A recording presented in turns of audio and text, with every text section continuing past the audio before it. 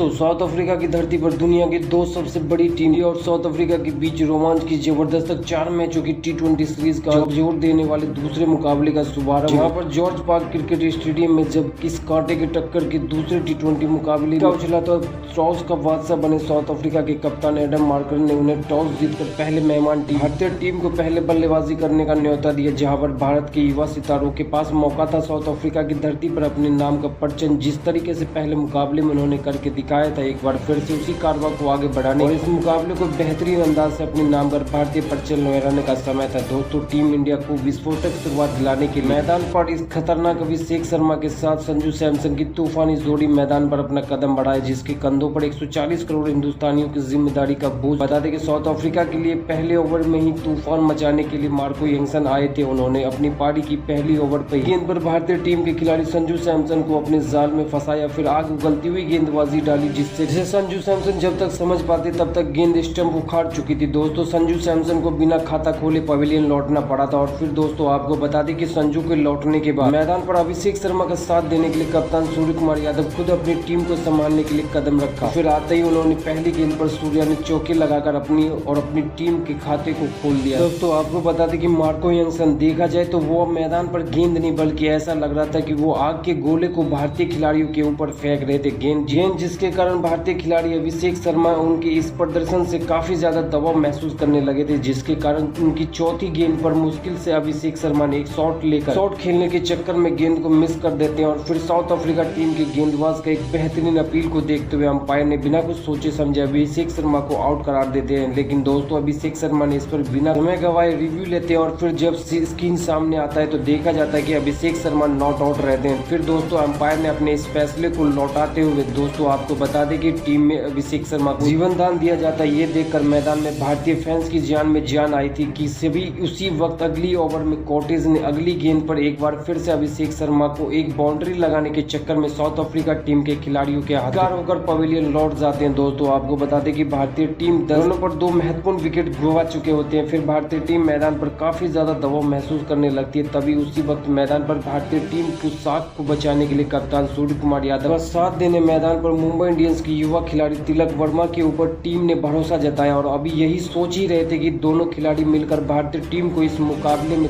दबाव से निकालकर एक बेहतरीन साझेदारी बनाते हुए अच्छी स्कोर पर पहुंचाने में मदद करेंगे। कि दोस्तों आपको बता दें कि मैदान पर सूर्य कुमार यादव के साथ तिलक वर्मा स्थितियों को देखते हुए मुकाबले को आगे बढ़ाने की कोशिश कर ही रहे थे कि तभी अचानक अफ्रीका टीम के कप्तान एडम मार्करन ने अपना जाल बिछाया और फिर मैदान पर अपनी गेंदबाजी कराने अपने सबसे भरोसेमंद खिलाड़ी कोर्टिया को एक बार फिर से उतारा और आते ही उन्होंने सूर्या एक ऐसी गेंद डाली जिस पर सूर्या ने सिंगल लेने के लिए दौड़े और रन आउट हो जाते हैं। दोस्तों, आपको बता दें कि सूर्य कुमार यादव ने इस मुकाबले में अपनी पारी के दौरान 9 गेंदों पर 4 रन ही बना पाते हैं और फिर उसके बाद मैदान पर भारतीय टीम ने पावर प्ले के भीतर 4.5 ओवरों में 24 रनों पर 3 महत्वपूर्ण विकेट गंवा चुके होते हैं। दोस्तों, ऐसा लग रहा था कि मानो पूरी की पूरी भारतीय टीम ने साउथ अफ्रीका टीम के गेंदबाजों के सामने अपने आप को सरेंडर कर दिया था। दोस्तों, आपको बता दें कि भारतीय टीम की इस शर्मनाक प्रदर्शन पर स्टेडियम में मौजूद दर्शकों ने उम्मीद छोड़ दिया था कि इस मुकाबले में, क्योंकि देखा जाए तो ऐसा लग रहा था कि भारतीय टीम इस मुकाबले को 100 रनों के आंकड़े पर भी नहीं पहुंचा पाई। लेकिन दोस्तों, आपको बता दें कि भारतीय टीम की इस हालात और मैदान में मौजूद दर्शकों के मनोबल को ऊंचा करने के लिए मैदान पर टीम ने अक्षय पटेल को उतारा और बता दें कि अक्षय पटेल और तिलक वर्मा के ऊपर अपनी टीम से लेकर पूरे भारतीय फैंस की जिम्मेदारी को बखूबी से जानते हुए मैदान पर जल्दबाजी न करते हुए उन्होंने अपनी टीम को सिंगल, डबल और मौका मिलने बाउंड्री लगाते हुए पारी के स्कोर को बढ़ा ही रहे थे और फिर देखते ही देखते दोनों खिलाड़ियों के बेहतरीन तालमेल के साथ दोनों खिलाड़ियों ने पावर प्ले के खत्म होने तक भारतीय टीम के स्कोर को 8.1 ओवर में भारतीय टीम 3 विकेट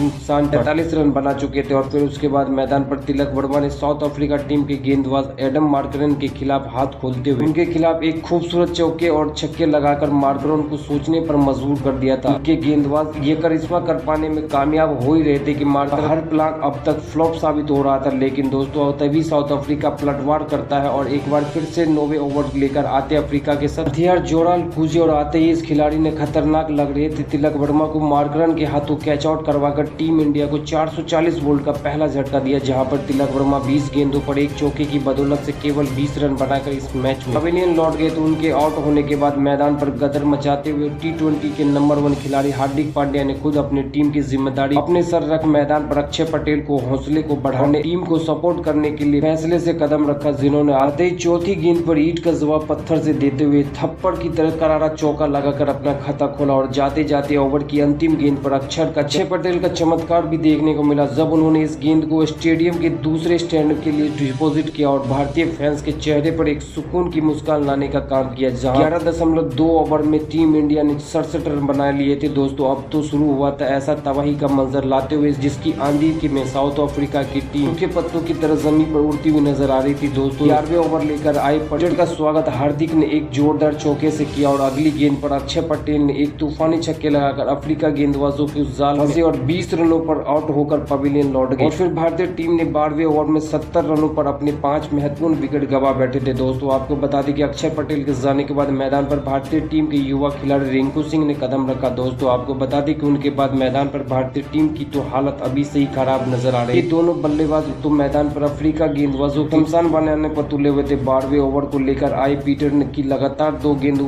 पर 2 तूफानी छक्के उड़ाकर रिंकू ने अपना शुरुआत तो टीम की अच्छी शुरुआत दिलाई और भारत के 5 विकेट गिर चुके थे मैदान पर। हार्दिक पांड्या का साथ निभाने रिंकू सिंह ने इस मुकाबले में भारतीय टीम के लिए मैदान पर बेहतरीन प्रदर्शन और जलवा जलाल करने के लिए कदम रखा था, जिन्होंने गेंद पर 90 मीटर दूर छक्के लगाकर भारतीय फैंस के मन को थोड़ा सा सुकून दिलाया था। उसके बाद ये दोनों रुके नहीं। 14वें ओवर में केवल महाराज को निशाना बनाते हुए पहले हार्दिक ने सिंगल लेकर 5वीं गेंद पर रिंकू एक बाउंड्री और लगाकर निजी स्कोर पर पहुंच गए। इसी के साथ 15वें ओवर में टीम इंडिया 86 रनों तक पहुंच चुकी थी और अगला ओवर लेकर आए पीटर की पहली गेंद पर रिंकू ने गेंद को जोर से मारने के चक्कर में गेंद काफी ज्यादा ऊंची उड़ती हुई दिखाई दी। अफ्रीका के कप्तान एडम मार्करन के हाथों में जा पहुंची और फिर रिंकू सिंह अपना विकेट गंवा बैठे। 11 गेंद पर 9 रन बनाकर पवेलियन लौट चुके थे। फिर भारतीय टीम की पूरी सितारों से सजी हुई बल्लेबाजी कर साउथ अफ्रीका टीम के गेंदबाजों ने सूखे पत्तों की तरह जमीन पर बिखेर दिया। भारतीय टीम इस मुकाबले में अपनी पूरी मनोबल को खोते हुए 16.1 ओवर में 6 विकेट के नुकसान पर 93 रन की स्कोर पर। दोस्तों आपको बता दें कि देखा जाए तो अभी भी भारतीय टीम के 4 ओवर बचे हुए थे और मैदान पर खड़े थे हार्दिक पांड्या और अर्शदीप सिंह। दोस्तों आपको बता दें कि अर्शदीप सिंह ने अपने बल्ले से एक बाउंड्री पर छक्के लगाकर अपना खाता खोला, तो वहीं पारी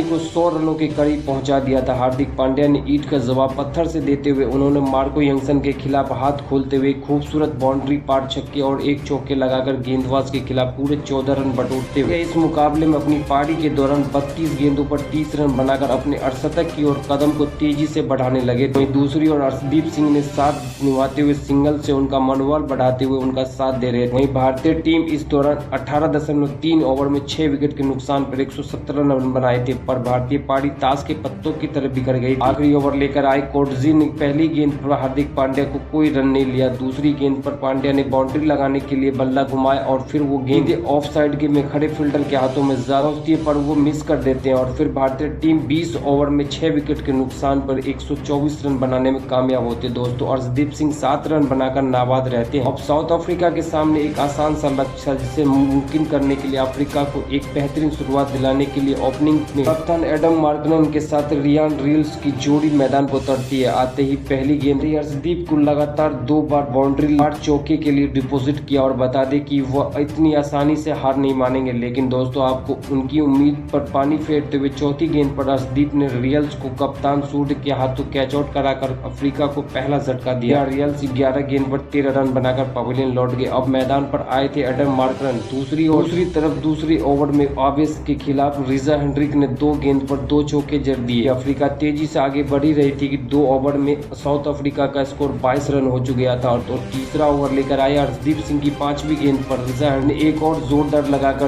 भारतीय फैंस और खिलाड़ियों के चेहरे का मुस्कान छीनने का काम किया था, क्योंकि दो मैच अभी भी बराबरी पर था। कहना मुश्किल था कि कौन सी टीम बाजी मारने वाली है, लेकिन हार्दिक पांड्या का जलवा देखने को मिलता है। जहां चौथा ओवर लेकर आए हार्दिक ने अपनी ओवर में रोकने रनों की गति को स्लो किया और उसके बाद 5वां ओवर लेकर आए वरुण चक्रवर्ती ने पहली गेंद पर एडम मार्करन को डाली, जिसे एडम मार्करन समझ न पाए और अपना विकेट गंवा बैठे। अफ्रीका को दूसरा करारा झटका दिया, जहां पर मार्करन 8 गेंद पर केवल रन बनाकर पवेलियन चले गए। लेकिन दोस्तों एक तरफ से रिजा हेंड्रिक तो सुनामी ला रहे थे। आवेश खान की धज्जियां उड़ाते हुए 6वीं ओवर में 6वीं गेंद पर इस बल्लेबाज ने एक चौका लगाकर 6वीं ओवर में ही अफ्रीका को 34 रनों पर पहुंचा दिया। मैच कांटे का टक्कर का चल रहा था। 7वां ओवर लेकर आए हार्दिक ने रनों में लगाम लगाई और अफ्रीका 38 रनों बना चुकी थी। लेकिन दोस्तों तभी 8वें ओवर में सूर्या ने वरुण चक्रवर्ती को आक्रमण पर लगाया। जहां ये हुआ उसे कोई नहीं भूल पाएगा। जी हाँ दोस्तों, आप सभी को बता दें कि वरुण चक्रवर्ती ने आते ही खूंखार रिसा हेंड्रिक को बोल्ड कर सफलता दिलाई, जहां पर रिसा हेंड्रिक 21 गेंदों पर 24 रन बनाकर पवेलियन चले गए थे। दोस्तों साउथ अफ्रीका ताश के पत्तों की तरफ बिखर रही थी, ऐसे में अपनी टीम को संभालने की जिम्मेदारी स्टब्स और मार्को यंगसन के कंधों पर आ चुकी थी। चौथी गेंद पर स्टीव स्टब्स ने आते ही चौके से अपना खाता खोल लिया था। 8वें ओवर में साउथ अफ्रीका के 54 रन बना चुके थे। हालांकि दोस्तों मार्को यंगसन और स्टीव स्टब्स लाजवाब बैटिंग करते हुए मैच का रुख पलट कर रख दिया था। अपनी तूफानी बल्लेबाजी से 10 ओवर में अफ्रीका को 57 रन पहुंचा दिया था। इन दोनों ने उनके बीच दमदार साझेदारी हो गई थी। ऐसा लग रहा था कि साउथ अफ्रीका मैच को भारतीय टीम के पक्ष से निकालते हुए दिखाई दे रही थी, लेकिन दोस्तों तभी 11वां ओवर लेकर आए वरुण चक्रवर्ती ने मैच का पूरा रुख पलट कर रख दिया था। दोस्तों 11वें ओवर की दूसरी गेंद पर मार्को यंगसन ने चक्रवर्ती का स्वागत तूफानी छक्कों से किया, लेकिन अगली ही गेंद पर मार्को यंगसन उसकी औकात दिखाते हुए चक्रवर्ती ने उन्हें क्लीन बोल्ड कर टीम इंडिया को चौथी सफलता दिलाई। मार्को यंगसन 10 ओवर 10 गेंदों पर 7 रन बनाकर पवेलियन लौट चुके थे, तो वहीं 5वीं गेंद पर चक्रवर्ती